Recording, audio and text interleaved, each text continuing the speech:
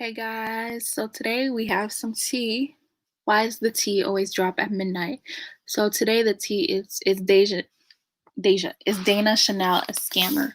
I honestly I have mixed feelings about this, and as the video goes along, I will explain why I think it's kind of yes, but kind of no. So let's just go ahead and get started because you guys are here for that.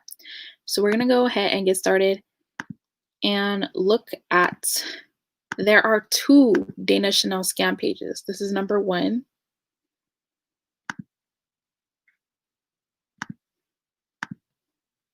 Okay.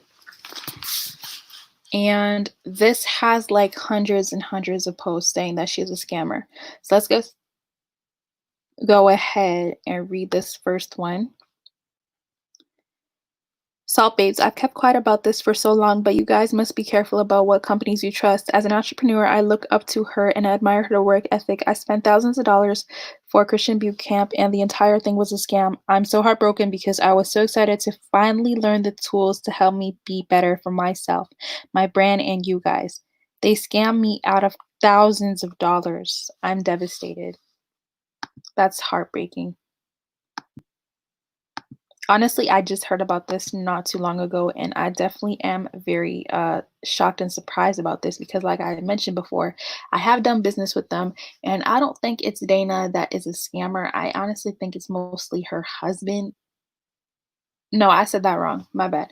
I don't think it's her husband that's a scammer. I think it's mostly Dana and her family because I've done business with her husband, and her husband, like his businesses are legit. You don't really hear about that kind of thing. So I think the mismanagement comes from Dana and her team's part. My sister and I started our business in late 2018 and we came across Dana Chanel mid 2019. Her IG feed is so inspiring and motivational. It really is. Y'all, those people always have money, they always have cars, they always are talking about God and how it it's so amazing. Their page is actually really good. It can definitely make you feel like they can help you achieve your dreams. We felt that the Curl Bible would be an amazing opportunity to grow our business, so we reached out to them via DM and they told us to give them a call. We called and spoke to Dana's sister, and she was really spitting, but I always asked tough questions. She Okay, just cuts off the first $500, and in between that and the next payment, I had time to look on the Curl Bible app, and it just looked low budget to me. I also saw that a friend of mine had her products on there too, so I reached out to her. Turns out she was fighting with her bank to get her 3K back. She had been scammed. 3K is a lot of money to be scammed out of. Dang. My credit card company went back and forth with Curl Bible, and eventually they refunded me, but between that time, they were able to get the to charge another $500, and we still have not received a refund. I know our situation isn't as bad as others, but something didn't sit right with my spirit when we dealt with her sister. I wasn't going to say anything, but since I've seen all these people coming forward, I felt like it's important to share our story so that people can see how greedy and desperate this family really is. Oh no, honey, no, no, no, no, no, that's not good. And honestly, like, okay, rule number one. All right. And this is a lot of us Black people, we also need to pay attention to this. Whenever you are dealing with business, whenever you're buying something, you need to make sure that you have a receipt. You need to make sure that you sign a contract. Okay. I know you guys have heard of Fashion Nova being a scam as well. And what did we say about that? We said that technically Fashion Nova, to some people, technically, yes, it's a scam, but the reason why it's also not a scam is because in their terms of service, it says that if you buy from Fashion Nova and whatever, you don't want the product anymore, that they don't have to give you a refund. So if you buy something from Fashion Nova, they're not going to give you a refund. They'll give you a store credit, they'll give you maybe a percentage off your next order, but they're not going to give you a refund. So some companies can operate that way, in which if you don't sign a contract, they are not obligated to give you your money back. That's not something that we like to admit and talk about, but it's true. Not all companies run off of, okay, well, if we mess up or if our product doesn't suit you, then you can get your money back. Not all companies run like that. So, am I saying that these people are wrong for trying to get their money back? Absolutely not. But what I'm saying is, unless you have a contract that states that person A or person B owes you money, when you go to court, it's going to be even more difficult for you to get your money back. So, the judge may side with you in certain cases, but in other cases, the judge doesn't have to side with you unless you have that evidence. That is all I'm trying to say. And I definitely hope that everyone who's been scammed gets their money back because that's disgusting. And I don't like how, um, like I said, I don't think it's Prince Donnell, but I don't like how Dana and her team are not responding to this and they're not saying anything. Like, if people are accusing you of doing something that you didn't do and you're not clearing your name, that doesn't leave a good rapport. That doesn't look good on your end. So I'm kind of wondering why um, they're avoiding talking about it. I'm kind of wondering why they're avoiding even making a public statement, even if uh, you didn't mean to scam these people. You should at least say something. You should say something. So I don't really like that part of it. But let's just go ahead and let me show you guys something else, which is actually crazy. Like, if you really think about it, guys, y'all see this, right? A scammer page has 6,000 followers. And in this page, you have hundreds and hundreds of testimonies of how people have been scammed. And this page has been around since last year. But these stories some are as old as 2017, 2018. So this is definitely nothing new. It isn't. Let me actually, hold on. I want to show you guys a video.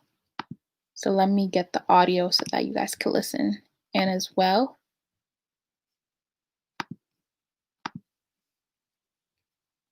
Okay, so let's watch it. 1.05 cents. And he said that usually what they do, this man said, we would usually send you to collections to get the rest of the money, but I'm not going to do that to you, but you would not get your deposit back. So I was like, what?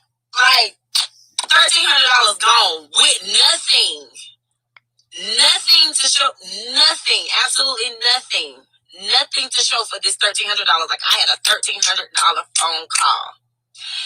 And so it really bothered me because I'm not going to lie, I trusted this company because this is a Christian-based company. And so a little while after that, I said, there are some different things that I said that, I was going to try to get my money back because $1,300 for absolutely nothing. Never signed a contract, none of that stuff. Well, lo and behold, I did 1.05 cents. And he said that usually what they do, this man said, we will usually see.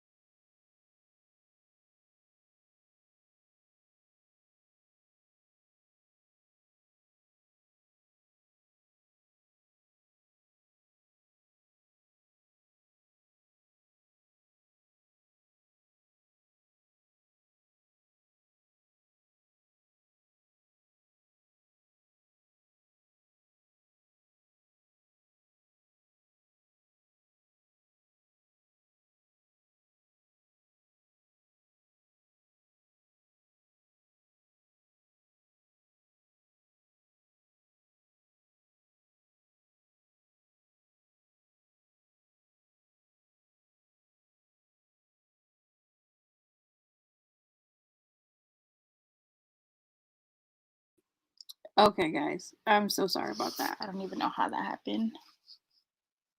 I accidentally closed out of the window. But as I was saying, as you guys saw in that video, the lady was saying that she just lost that money and she didn't have nothing to show for it. As I mentioned, You guys need to sign contracts. You guys need to make sure you have signatures, your signature and their signature, saying, specifically stating that if anything goes wrong, this is what's supposed to happen. Am I saying she was wrong for doing that? No. And she also said that she trusted them because they're a Christian company, blah, blah, blah. It doesn't matter. Doesn't matter. Let me tell you, in the world of business, it doesn't matter if you're Christian, Buddhist, this or that. What talks is money, and what also talks is your legal stuff, your legal documents, legal papers. Whenever you go to court, you need to have receipts. It's not she said, he said. It's not, oh, well, he said that. Even if you have a phone conversation that's not recorded and you say that that person said that, you can't go to court and say, oh, well, that person said that. Do you get what I'm saying? So you always need to have evidence, always have your back first. And in the case of all this, I honestly do think that it's not necessarily Dana. I do think that it's mostly her team who's messing up. But where she's going wrong is that it's her company, it's her brand. She's supposed to pick up all the slack for everyone else. So if everyone else is not pulling their weight, if everyone else is not doing what they're supposed to do, she's supposed to take responsibility. In a couple of posts, they did say that her sister's also doing the same thing, and that is very unfortunate that her sister's also doing the same thing. But at the end of the day, it's going to be really hard for them to fight their case in court. And at the end of the day, you have to just make sure that if things like this happen, that you have your back. So this is a good lesson for everyone to know. Just don't trust somebody just because they say they're Christian, or just because they say, oh, I'm black, it's a black-owned company. Don't trust these people. Don't trust anybody. And I do feel bad for everyone who got scammed. But at the end of the day, like, why is she not saying anything? That's what I don't get. She's still on social media, but she's not addressing the issue, which makes her look even more guilty. Like, ugh. But anyways, I hope justice is served. And thank you guys so much for tuning in. And I'll see you guys the next time. Bye.